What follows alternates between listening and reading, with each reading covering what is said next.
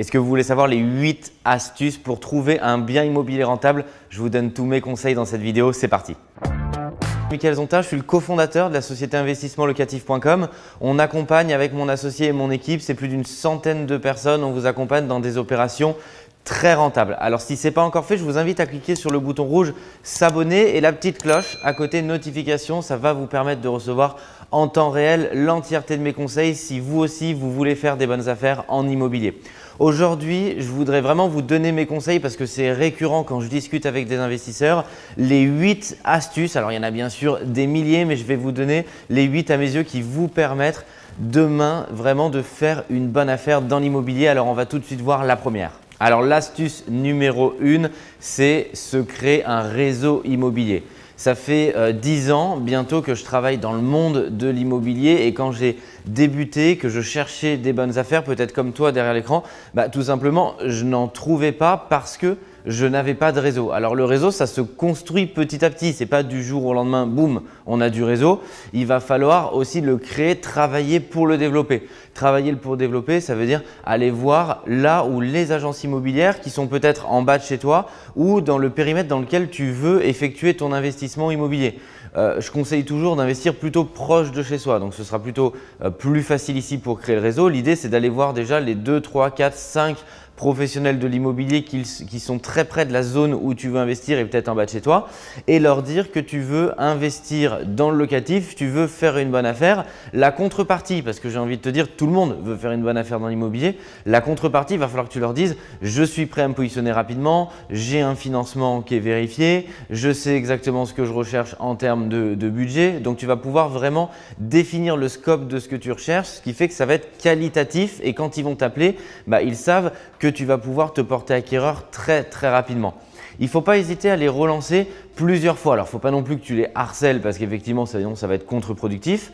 Mais il faut, je dirais au minimum à mes yeux 2 fois par mois que tu sois en contact avec eux. Pourquoi? Parce que eux, toute l'année, toute la semaine, ils rentrent des mandats. Ils sont en contact de propriétaires, des gens qui veulent vendre leur appartement. Et donc, du coup, plus tu es en lien avec eux régulièrement, plus ils vont t'avoir en tête. Et du coup, quand la bonne affaire va tomber, ils vont penser à te la proposer. Et moi, je dis même souvent, ils vont penser à te la proposer pour un petit peu se débarrasser de toi, puisqu'au départ, tu n'as pas créé de relation avec eux. Donc, ce n'est pas comme si tu pouvais dire, voilà, c'est une très bonne connaissance, je suis assez proche, je vais prendre régulièrement un café avec lui. Au bout d'un moment, il va se dire, écoute, je vais l'appeler pour cet appartement parce qu'il veut faire une affaire, mais aussi parce qu'il va se dire, bon, je vais un petit peu me débarrasser parce qu'il m'appelle 2, 3 fois par mois. Donc, comme ça, il va être content. Et puis après, il va faire une affaire et il va plus percevoir les choses de cette manière-là, mais il va te voir plutôt comme une relation professionnelle, une relation d'amitié. Donc, ça va vraiment fluidifier.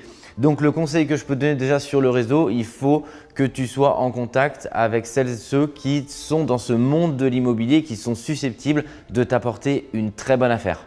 Et c'est exactement ce qu'on fait toute l'année chez Investissement Locatif. L'ensemble de nos chasseurs sont en contact quotidien avec leurs apporteurs d'affaires, avec toute personne susceptible d'apporter une bonne affaire à notre société pour qu'on puisse la proposer à nos clients. Donc, c'est exactement le même principe et ils font exactement ça. Donc, le conseil que je te donne ici, c'est le conseil que je donne à l'ensemble de mon équipe, à tout nouvel arrivant quand il a une formation chez nous. C'est exactement ça. Il va falloir qu'il soit au contact tous les jours. C'est ce qui nous permet d'avoir des très bonnes affaires et de les proposer à nos clients puisque très souvent, les clients me disent « mais comment est-ce que tu fais pour avoir comme ça des bonnes affaires ?» ou alors « pour toi, oui, ça doit être facile ».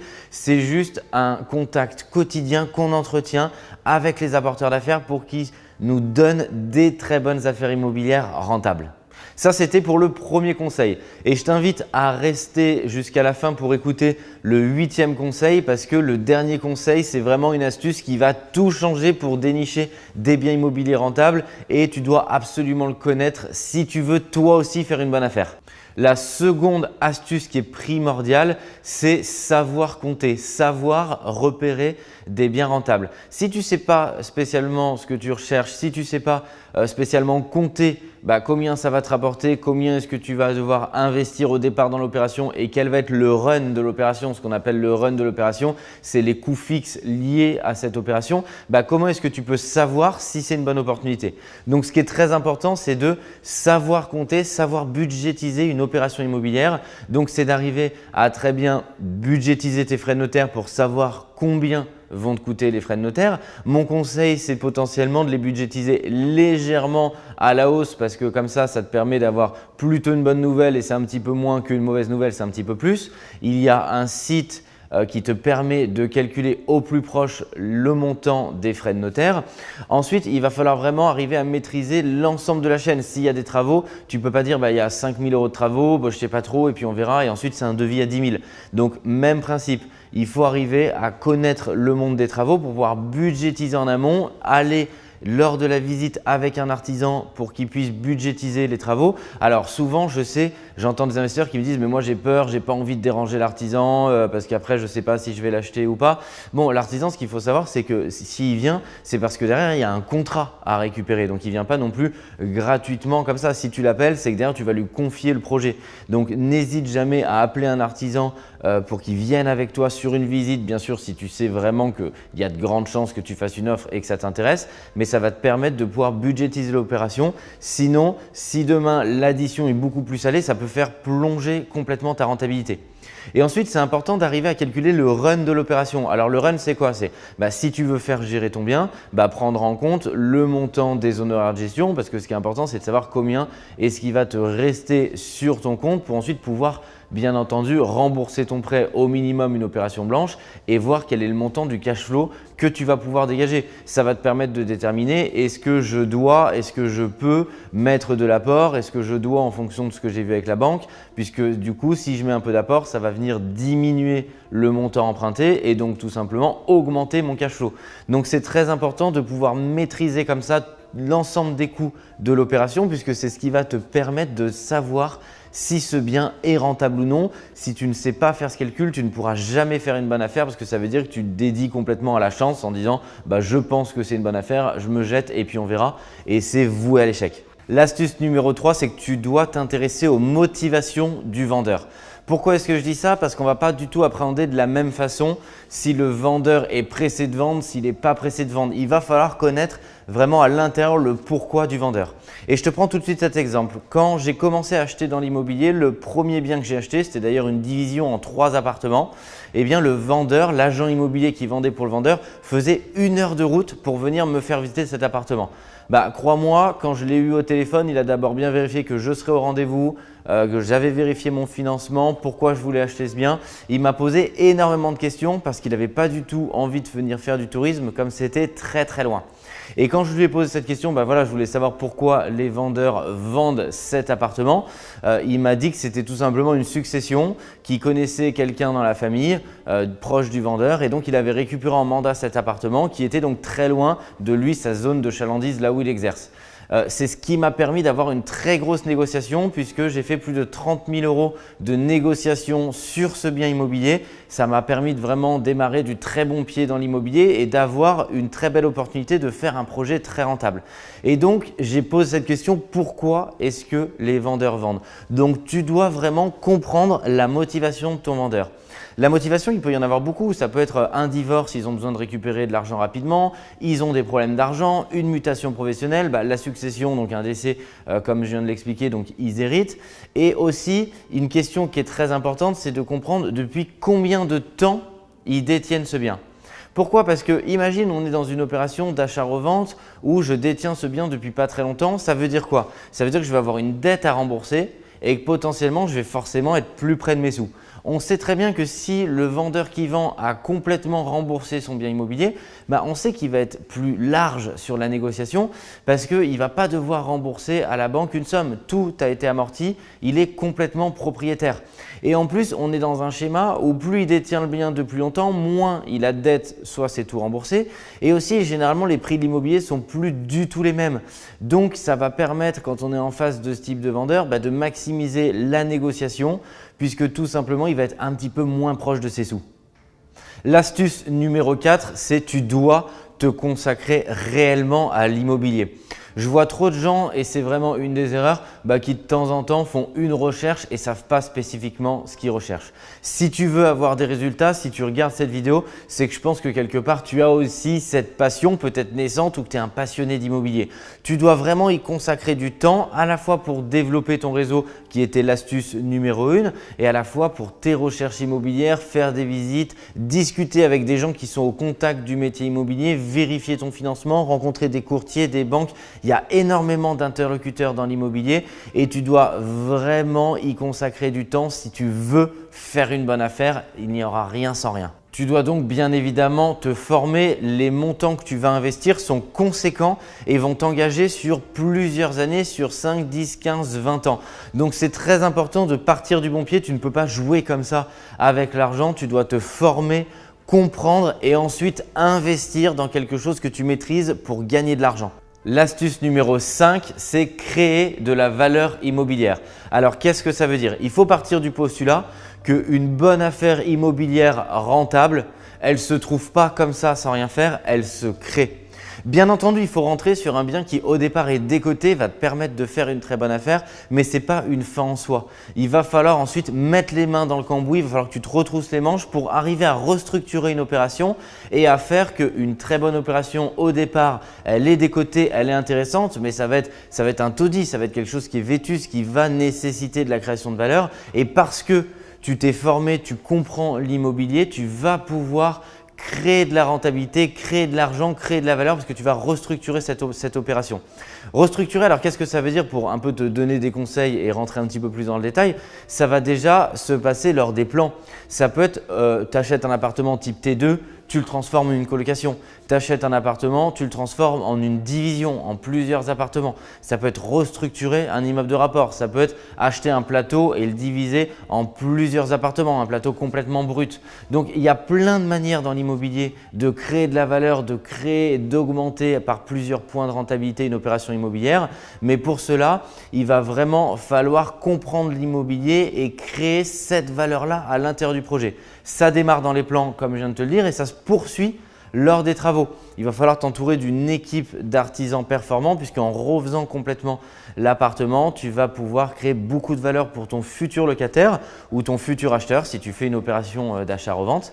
Et derrière, si tu fais de la location meublée, que ce soit la nuitée, de la moyenne ou de la longue durée, il va falloir que tu provoques l'effet coup de cœur sur la décoration, ce que j'appelle l'effet waouh. Ton locataire rentre et waouh, ça lui fait vraiment un choc, il trouve cet appartement très beau. C'est ce qui va te permettre d'avoir beaucoup de candidatures.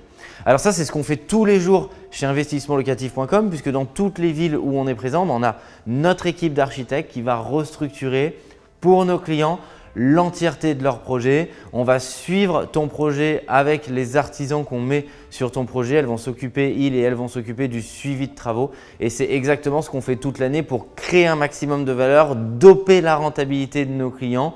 Pareil, ensuite, nos décorateurs vont refaire l'appartement pour qu'il soit splendide et derrière, on va pouvoir le mettre sur le marché locatif et tirer une rentabilité largement supérieure au marché. Je te mettrai d'ailleurs dans la description de cette vidéo un lien qui te permet de voir nos réalisations. Ça va te permettre de copier l'entièreté du travail de nos décorateurs, de nos architectes pour que tu puisses t'inspirer et pouvoir toi aussi reproduire chez toi des décorations coup de cœur, des effets waouh sur tes futurs locataires. L'astuce numéro 6 que je peux te donner et qui est primordiale, c'est tu dois être un excellent négociateur immobilier.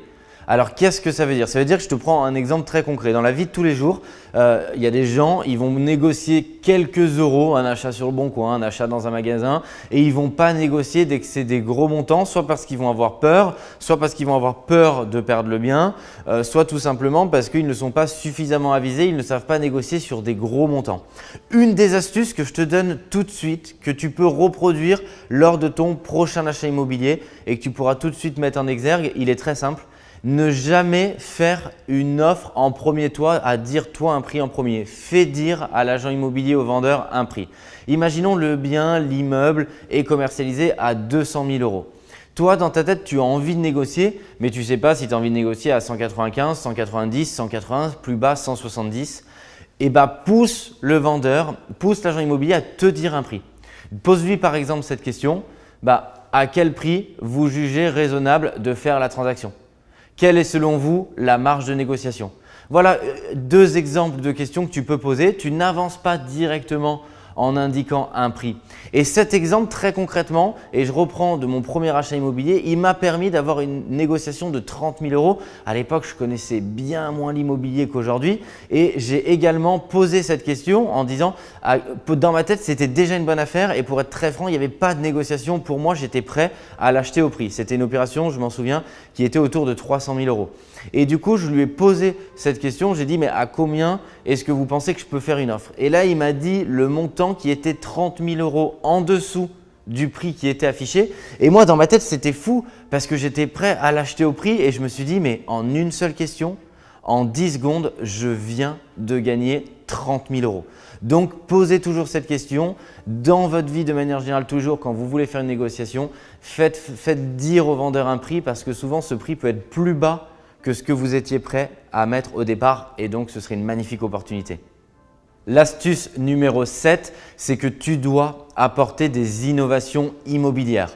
Alors, qu'est-ce que j'entends par innovation? Ça peut être tout d'abord lors du projet. Ça peut être une surélévation, ça peut être une construction, ça peut être une extension, ça peut être une division. Tout ce qui va restructurer en termes d'immobilier le bien et qui va créer de la valeur.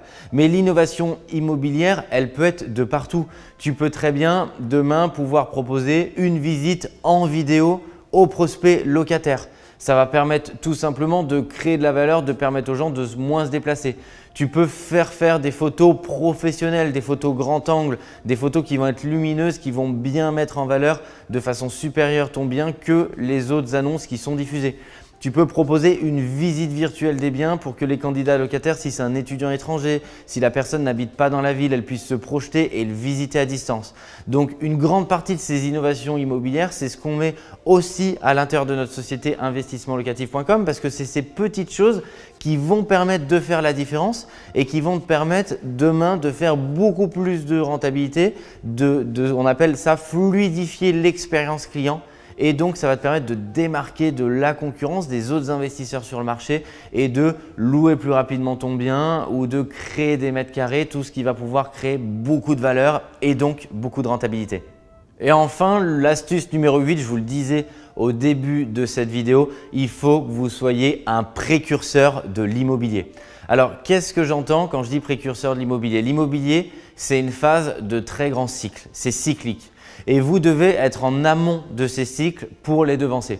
Il y a plusieurs années, la location saisonnière arrivait en France avec l'arrivée des sites Airbnb, puis Booking qui s'est mis sur ce segment également puisqu'il était uniquement que sur l'hôtellerie. Et donc forcément, les premiers qui ont fait de la location saisonnière ont gagné beaucoup d'argent puisqu'il y avait une concurrence moindre. Encore beaucoup de personnes gagnent beaucoup d'argent avec la location saisonnière, mais pour cela, elles ont dû se professionnaliser énormément. Elles ont dû mettre en place vraiment comme si c'était une véritable activité et l'industrialiser. Ceux qui gagnent encore aujourd'hui beaucoup d'argent dans le saisonnier sont ceux qui le font de manière extrêmement professionnelle.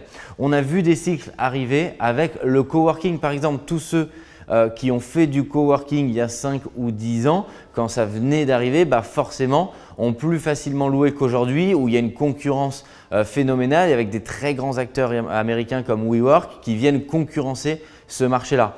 Le co-living arrive aujourd'hui en France et de manière générale fortement. Donc le co-living pour celles et ceux qui ne savent pas, c'est tout simplement de la colocation avec beaucoup de services à l'intérieur additionnels qui est compris dans le prix du loyer. Donc tout ça, ce sont des phénomènes et des cycles qui arrivent. Plus vous allez être en amont de ces cycles, plus vous allez pouvoir gagner de l'argent. D'une part, parce qu'il y aura moins de concurrence. Deuxièmement, parce que si vous industrialisez et si vraiment vous vous professionnalisez sur le coworking, sur le co-living, ceux qui ont dû se professionnaliser sur la location saisonnière, sinon ils faisaient de moins en moins de réservations, et bien tout simplement ça va vous permettre de gagner beaucoup d'argent et de faire des points de rentabilité supplémentaires. Je suis persuadé que ces 8 astuces vont pouvoir au cours de votre vie d'investisseur vous aider à faire des opérations immobilières très rentables. Je te remercie d'avoir suivi cette vidéo. Je t'invite à mettre en commentaire ton astuce à toi, celle qui t'a permis de faire une bonne affaire ou celle que tu as pu tester sur le marché pour que ça serve à l'entièreté de la communauté, à tous celles et ceux qui nous suivent et je répondrai personnellement en dessous du commentaire. Si ce n'est pas encore le cas, je vous invite à cliquer sur le bouton s'abonner pour pouvoir recevoir l'intégralité de nos vidéos et vous avez la petite cloche pour être alerté en temps réel. N'hésitez pas à mettre vos commentaires en bas de cette vidéo. Je vous le redis, je vous ai mis le lien sur nos réalisations pour que vous puissiez vous inspirer et vous aussi demain créer le coup de cœur et faire des opérations immobilières très rentables. Je vous dis à très bientôt les investisseurs de l'immobilier et plus que jamais, bienvenue dans le monde de l'immobilier rentable.